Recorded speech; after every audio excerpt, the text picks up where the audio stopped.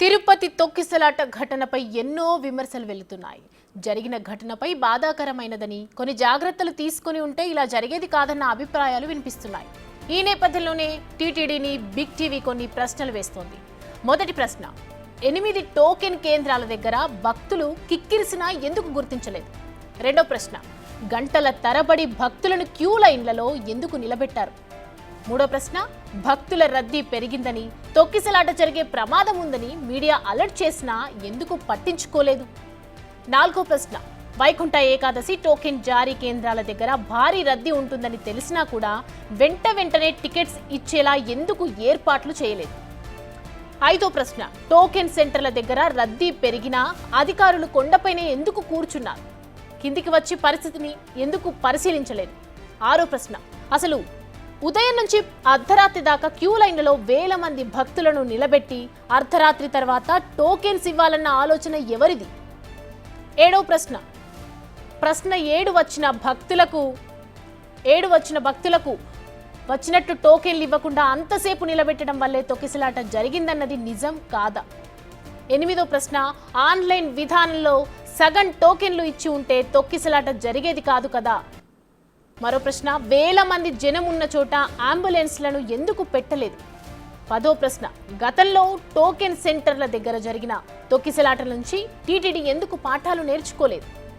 11వ ప్రశ్న, టోకెన్లను ముందుగానే పంపిణీ చేయాలని టీటీడీ చైర్మన్ చెప్పినా అధికారులు స్పందించలేదా? టీటీడీ చైర్మన్ అధికారుల మధ్య సమన్వయం లేదా?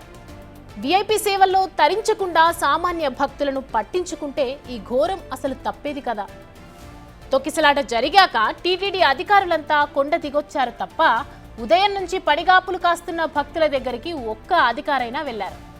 తొక్కిసలాటకు ఒక డీఎస్పీని బలి పశువుని చేస్తూ మిగిలిన వాళ్ళంతా ఎందుకు తప్పించుకుంటున్నారు?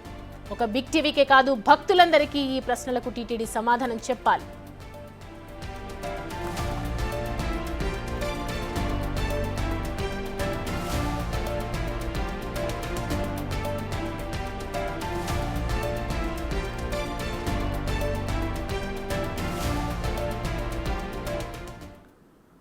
ఈ అంశానికి సంబంధించి మరిన్ని అప్డేట్స్ మా ప్రతినిధి దామోదర్ అందిస్తారు. దామోదర్,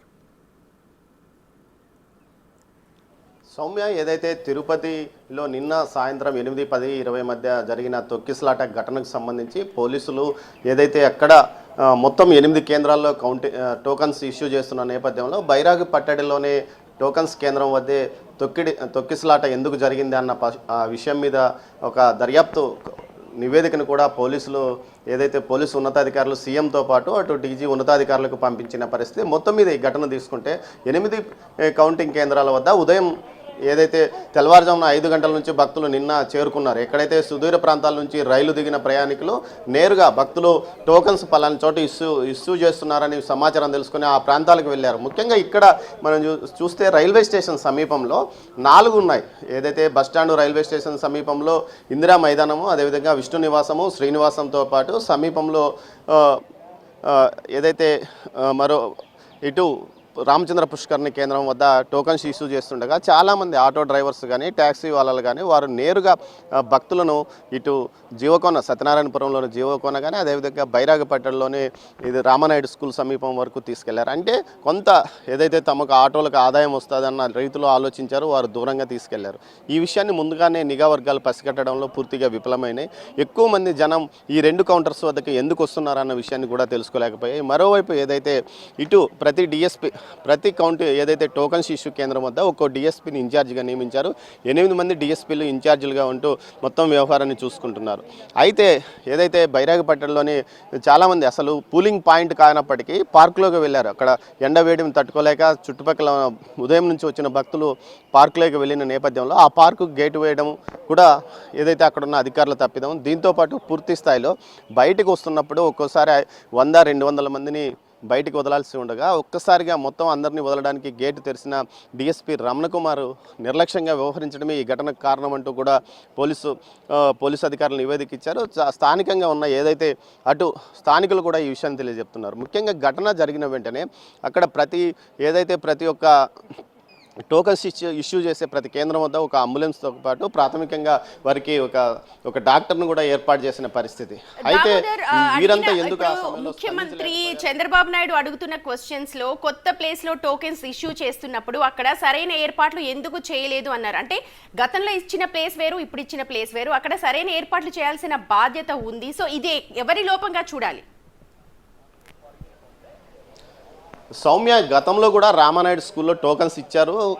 ఏదైతే క్యూ లైన్స్ బయట రోడ్డు బయట వేశారు మొట్టమొదటిసారిగా. అయితే గతంలో పూర్తి స్థాయిలో జనాలను అక్కడ హోల్డింగ్ చేయలేదు. ఏదైతే పద్మావతి పార్క్ ఉన్నప్పటికీ పద్మావతి పార్కులోకి జనాలను అనుమతించలేదు. ఈసారి కొత్తగా వారంతకు వారే జనాలు ఏదైతే భక్తులు నేరుగా వెళ్ళి పార్కులో కూర్చున్న తర్వాత ఆ పార్కుకు లాక్ చేశారు. ఇక్కడ మొదటి తప్పిదంగా చెప్పవచ్చు. దీంతోపాటు ఇద్దరు ఐఏఎస్ అధికారులు, ఇటు తిరుపతికి సంబంధించి ఇద్దరు జేఈఓలు, ఒకరు వీరబ్రహ్మంతో పాటు గౌతమి వ్యవహారాలను ఎప్పటికప్పుడు పరిశీలిస్తున్నారు. భక్తులకు ఏదైతే ఆహారము అన్నపానీయాలు అందుతున్నాయా లేదా అన్న విషయాన్ని వీరిని నియమించారు. వీరిని చూడడానికి ఇద్దరు ఐఏఎస్ అధికారులు ఏమాత్రము సీరియస్గా పట్టించుకోకపోవడము, ముఖ్యంగా ఆ పూలింగ్ ప్లేస్లో ఎందుకు ఇంతమంది ఉన్నారన్న విషయాన్ని పోలీసులను వారు ప్రశ్నించలేకపోవడం కూడా ఈ ఘటనకు వైఫల్యంగా చెప్పవచ్చు. ముఖ్యంగా ఏదైతే గతంలో పనిచేశారు, గత సంవత్సరం కూడా ఈ అధికారులు వైకుంఠ ఏకాదశి సందర్భంగా పనిచేశారు. వారికి తెలుసు ఏ విధంగా జరుగుతుంది. కానీ ఈసారి ఎందుకు వారు పూర్తి స్థాయిలో సలహాలు ఇవ్వలేకపోయారు, లేకపోతే ఎందుకు చొరవ తీసుకోలేకపోయారు అనేది కూడా ఒక ప్రశ్నార్థకం. మొత్తం మీద వారు నిర్లక్ష్యంగా వహించారు. దీంతోపాటు రమణకుమార్, ఏదైతే డిఎస్పీ రమణకుమార్ కూడా నిర్లక్ష్యంగా వ్యవహరించడంతో పాటు గేట్ తీసేటప్పుడు పూర్తి స్థాయిలో అటు ఏదైతే ప్రతి టోకన్ ఇష్యూ కేంద్రానికి 350 మందికి భద్రతా సిబ్బందిని ఏర్పాటు చేశారు ఎస్పీతో పాటు ఇతర ఉన్నతాధికారులు. ముఖ్యంగా ఎస్ఐ సిఐలతో పాటు అదేవిధంగా మ్యాన్ను మొత్తం దించారు. వీరితో పాటు రోపు వేసే సిబ్బందిని కూడా పెట్టారు. వీరు ఎప్పటికప్పుడు 50 మంది నుంచి నార్మల్ గా ప్రతి సంవత్సరం కూడా వైకుంఠ ఏకాదశికి భారీ సంఖ్యలో భక్తులు వస్తారని తెలుసు, భారీ సంఖ్యలో ఎగబడతారని తెలుసు. గతంలో కూడా మనం చూసాం ఎంత రద్దీగా ఉంటుందో.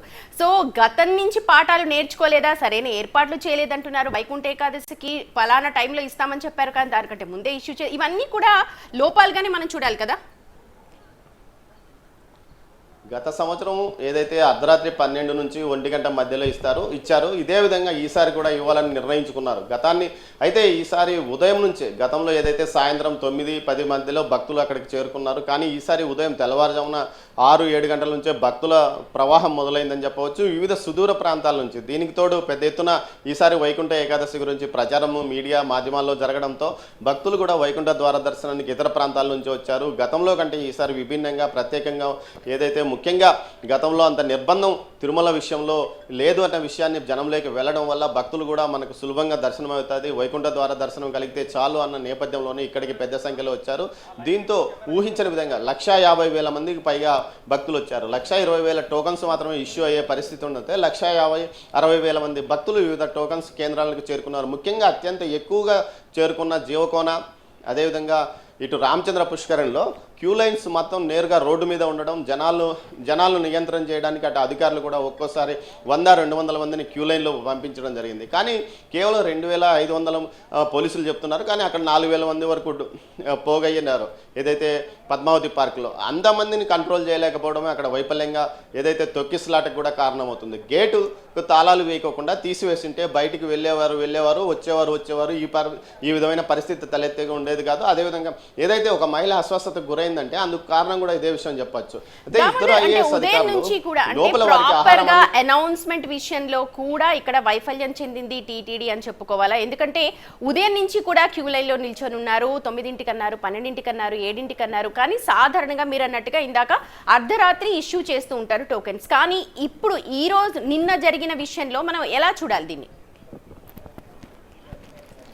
సౌమ్య, ఏదైతే టీటీడీ ముందుగా నిర్ణయించిన ప్రకారం అర్ధరాత్రి నుంచే టోకన్స్ ఇష్యూ చేస్తామని ప్రకటన చేసింది. అయినప్పటికీ భక్తులు పెద్ద సంఖ్యలో అక్కడికి చేరుకున్నారు. ముఖ్యంగా వేలాది మంది భక్తులు క్యూ లైన్లో చేరుకున్నారు. కిలోమీటర్ల మేర ప్రతి చోట క్యూ లైన్లో భక్తులు ఉన్న పరిస్థితి. కానీ ఇక్కడ మాత్రం పరిస్థితి డిఫరెంట్గా ఉంది. హోల్డింగ్ కావడమే సమస్యకు కారణం.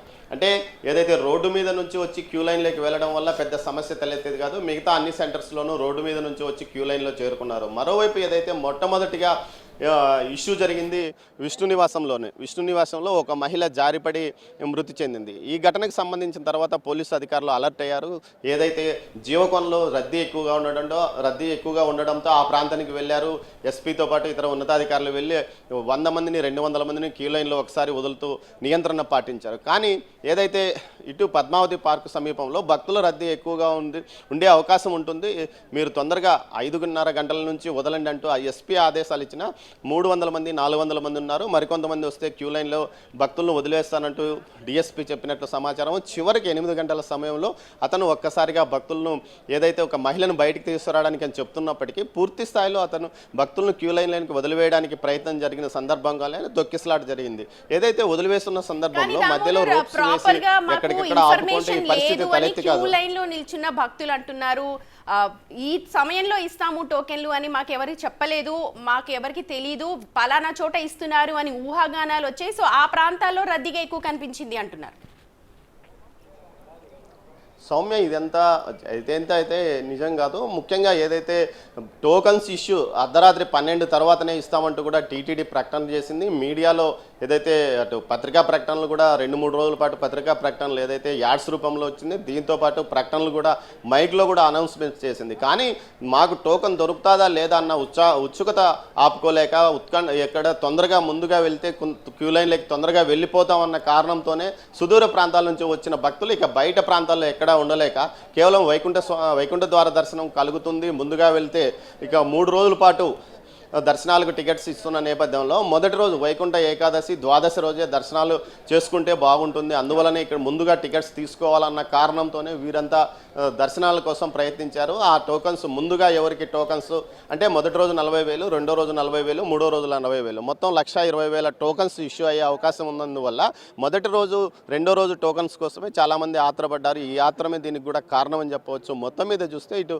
భక్తులు పెద్ద సంఖ్యలో రావడంతో పాటు ఏదైతే 350 మంది పోలీసుల బందోబస్తుగా అతన్ని ఏదైతే ఆ సెంటర్ వద్ద నియమించినప్పటికీ వారినితో సరిగ్గా సమన్వయం చేసుకోలేకపోవడమే తొక్కిసలాటకు కారణమని చెప్తుంది. దీంతోపాటు ఇద్దరు ఐఏఎస్ అధికారులు నిరంతరము ఐఏఎస్ అధికారులు నిరంతరం పర్యవేక్షణ చేయాలి, పరిస్థితిని ఎప్పటికప్పుడు సమీక్ష చేయాలి. కానీ వారిద్దరూ వెళ్ళారా లేదా అన్నది కూడా ఇప్పుడు ప్రశ్నార్థకంగా మారింది. ముఖ్యంగా గతంలో వీరు గత ప్రభుత్వంలో ఉన్న చాలా కాలం నుంచి ఇక్కడ పనిచేస్తున్నారు. అదేవిధంగా అనేక వైకుంఠ ఏకాదశులను కూడా వీరు చూశారు. ఏ విధంగా టోకన్స్ ఇష్యూ అవుతాయి, ఏ విధంగా భక్తుల రద్దీని తట్టుకోవాలి, భక్తుల రద్దీ ఎన్నిసార్లు ఎంత పెరుగుతుంది, ఏ ప్రాంతంలో ఎక్కువగా ఉంటుందన్న విషయం కూడా వీరికి తెలుసు. అయినప్పటికీ వీరు ముందు జాగ్రత్త చర్యగా ఆయా ప్రాంతాల్లో తీసుకోవాల్సిన చర్యల గురించి పట్టించుకున్నారా లేదా అన్నది కూడా ఇప్పుడు చర్చకు వస్తుంది. మరోవైపు ఏదైతే మొత్తం మీద చూసుకుంటే ఈ ఘటనకు సంబంధించి పూర్తిగా ఇటు డిఎస్పీ రమణ కుమార్తో పాటు టీటీడీకి సంబంధించిన అధికారుల